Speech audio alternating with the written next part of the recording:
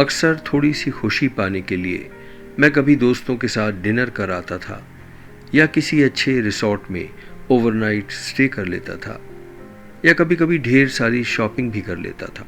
यानी हर वो काम करता था जिसमें पैसा खर्च होता है। ऐसा कभी नहीं हुआ कि बिना पैसा खर्च किए खुशी मिली हो।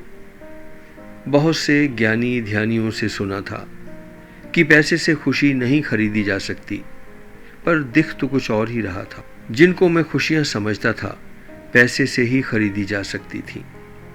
छोटी से छोटी खुशी खरीदने के लिए भी पैसा खर्च करना पड़ता था। बड़ा कंफ्यूजन था, कौन सी बात सही है समझ में नहीं आ रहा था। अगर साधु संतों की बात सही है तो बिना पैसा खर्चे खुशी क्यों नहीं मिलती? क्यों हर छोटी से छोटी मन को खुश करने वाली चीज के लिए पैसा खर्च करना पड़ता है? यही सब सोचता सोचता मैं ड्राइव कर रहा था। शहर की भीड़ भाड़ से बाहर निकला तो खाली और पतली सड़कें दिखाई देने लगीं।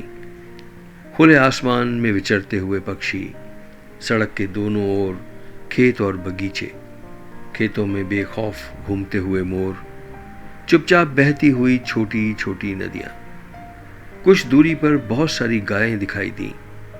मैं कुछ पल के लिए वहां रुक गया और गायों को घास खाता देखता रहा। मन में एक विचार आया, घास का रॉ मटेरियल लेकर जो हमें पौष्टिक दूध दे, ऐसी मशीन कहाँ मिल सकती है? कुदरत की लीला न्यारी है। कुछ दूरी पर पेड़ों में छुपा हुआ एक प्राचीन मंदिर दिखाई दिया और मंदिर के पास में एक झील। कुछ लोगों को फिशिंग रॉड्स के साथ चलते हुए देखा। खाओ या न खाओ, मछली पकड़कर फिर से उसे पानी में छोड़ देने में भी एक अलग आनंद है। पास ही के जंगलों में बड़े बड़े पेड़ देखे, पेड़ों पर लिखे हुए बहुत से नाम और चिन्ह देखे। यह निशानी थी उन दीवाने टूरिस्ट की जो कभी यहाँ आए होंगे, किसी अपने या उसकी याद के साथ, और लिख गए अपना और उसका नाम इन पेड़ों पर। दीवानगी में इंसान क्या क्या नहीं करता। कभी कभी बेशक्ल की आवाज़ें हमें चौंका जाती हैं और हमें भाव विहल कर जाती हैं। कुछ आगे चला तो एक ऊंट दिखाई दिया।